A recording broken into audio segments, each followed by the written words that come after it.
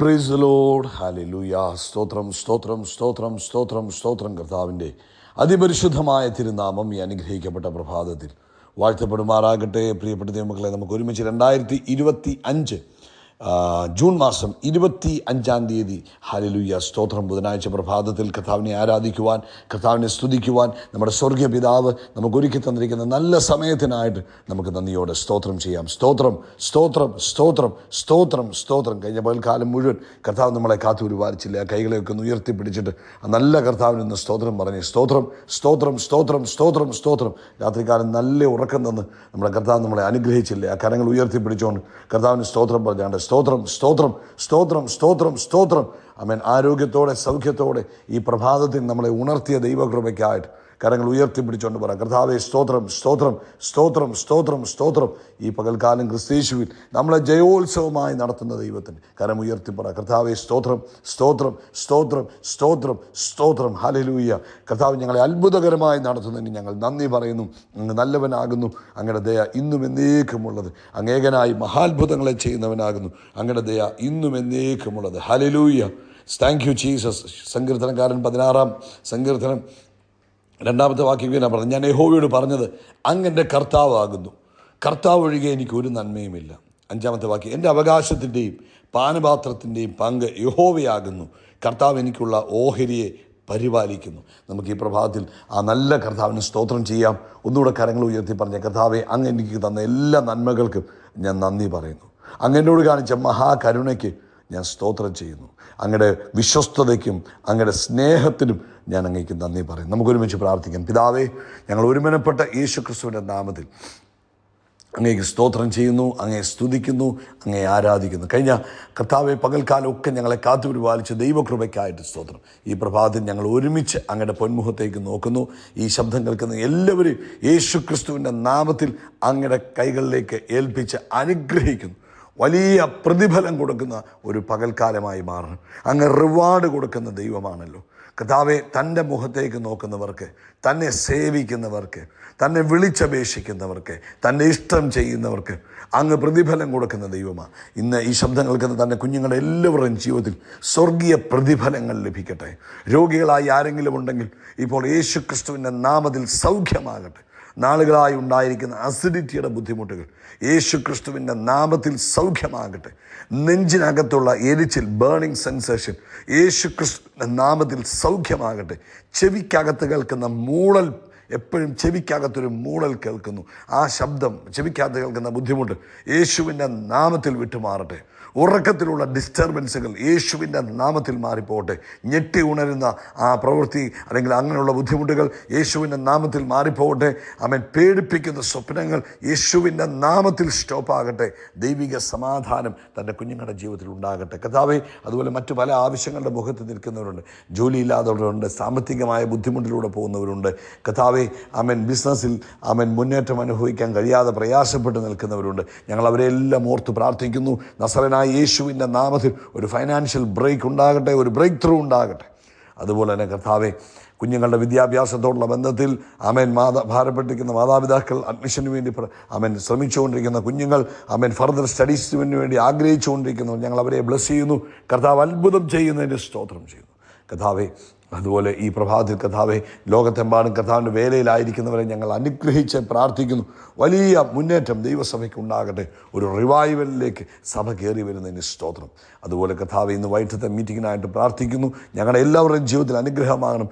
ലോകവ്യാപകമായ ഒരു ഉണർവിന് ആ മീറ്റിംഗ് കാരണമായി തീരണം. പ്രാർത്ഥന കേട്ടതിന് സ്തോത്രം. യേശു ക്രിസ്തുവിൻ നാമത്തിൽ തന്നെ. ആമേൻ ആമേൻ ആമേൻ. കർത്താവ് എല്ലാവരെയും ധാരാളമായിട്ട് അനുഗ്രഹിക്കട്ടെ. ദൈവിക കൃപ എല്ലാവരുടെയും ജീവിതത്തിൽ വർദ്ധിച്ചു വരുമാറാകട്ടെ എന്ന് പ്രാർത്ഥിക്കുന്നു. കർത്താവ് അനുവദിച്ചാൽ ഇന്ന് രാത്രി ഇന്ത്യൻ സമയം 9:30 നമ്മുടെ സ്പെഷ്യൽ മീറ്റിംഗ് ഉണ്ടാകും. അത് നിങ്ങൾ പ്രാർത്ഥനയോടുകൂടി അതിൽ പങ്കെടുത്താൽ നിങ്ങളുടെ ജീവിതത്തിൽ അനുഗ്രഹമാകും. അതിൻ്റെ ഭാഗമാകാൻ നിങ്ങൾക്ക് ചെയ്യാവുന്ന 2 പ്രധാനപ്പെട്ട കാര്യങ്ങൾ: 1, പ്രാർത്ഥിക്കുക, ദൈവ പ്രവൃത്തിക്ക് വേണ്ടി പ്രാർത്ഥിക്കുക. 2, നിങ്ങളതിൻ്റെ ലിങ്കുകൾ ഷെയർ ചെയ്ത് കൊടുത്താൽ അത് മറ്റുള്ളവർക്കും അതിൽ ജോയിൻ ചെയ്യാൻ കാരണമായി തീരും. സദൃശ്യവാക്യം 1-ാം അധ്യായം അതിൻ്റെ 33-ാമത്തെ വാക്യം നമുക്ക് വായിക്കാം. അവിടെ ഇങ്ങനെ പറയുന്നത്, എൻ്റെ വാക്ക് കേൾക്കുന്നവനോ നിർഭയം വസിക്കുകയും ദോഷഭയം കൂടാതെ സ്വൈര്യമായിരിക്കുകയും ചെയ്യും. കർത്താവ് പറയുക, എൻ്റെ വാക്ക് കേൾക്കുന്നവൻ, നിർഭയം വസിക്കും, ദോഷഭയം കൂടാതെ എന്നെ ചെയ്യും, സ്വൈര്യമായിരിക്കുകയും ചെയ്യും. നമ്മൾ ഈ ലോകത്തിൽ ഇപ്പോൾ ആയിരിക്കുന്ന ഈ ലോകത്തിൽ ആമേൻ കൺഫ്യൂഷൻസും ഭയവും ഒക്കെ നിറഞ്ഞു നിൽക്കുന്ന ഒരു കാലഘട്ടത്തിലാണ് നമ്മൾ നിൽക്കുന്നത്. എല്ലാവർക്കും ആകുലതകളും, അവർക്ക് അവരുടെ ജീവിതത്തെക്കുറിച്ച് ആകുലത, ശരീരത്തെക്കുറിച്ച് അല്ലെങ്കിൽ ഫിസിക്കൽ ഹെൽത്തിനെ കുറിച്ചുള്ള ആകുലത, ജോലിയെക്കുറിച്ചുള്ള ആകുലത, നാളെ എന്തായി തീരുമെന്നുള്ള ആകുലത, ഇങ്ങനെ പലതരത്തിലുള്ള സാഹചര്യങ്ങളുടെ നടുവിലാണ് നമ്മൾ ജീവിക്കുന്നത്. സോഷ്യൽ മീഡിയ നിറഞ്ഞു നിൽക്കുന്നു, പലതരത്തിലുള്ള നെഗറ്റീവ് വാർത്തകൾ ആമേൻ നമ്മുടെ ജീവിതത്തിലേക്ക് നമ്മൾ കേട്ടുകൊണ്ടിരിക്കുന്ന ഒരു സാഹചര്യത്തിലാണ് ഇന്ന് ദൈവത്തിൻ്റെ മക്കളെല്ലാവരും ജീവിക്കുന്നത്. ആ സാഹചര്യത്തിൽ പ്രിയപ്പെട്ടവരെ, ഈ വചനം വളരെ ഇമ്പോർട്ടൻ്റാണ്. പറയുക, എൻ്റെ വാക്ക് കേൾക്കുന്നവൻ നിർഭയം വസിക്കും. എൻ്റെ വാക്ക് കേൾക്കുന്നവൻ നിർഭയം വസിക്കും. അപ്പം കർത്താവ് എപ്പോഴും നമ്മളോട് സംസാരിച്ചു കൊണ്ടിരിക്കുക. അവൻ്റെ വചനത്തിലൂടെയും അവൻ്റെ ആത്മാവിലൂടെയും നമ്മളോട് സംസാരിച്ചു കൊണ്ടിരിക്കുമ്പോൾ ഹല്ലേലൂയ, നമ്മൾ അത് കേൾക്കുന്ന പക്ഷം, കൂടുതൽ പേരും എപ്പോഴും സോഷ്യൽ മീഡിയ ആണ് കേൾക്കുന്നത്, എപ്പോഴും വാർത്തകളാണ് കേൾക്കുന്നത്.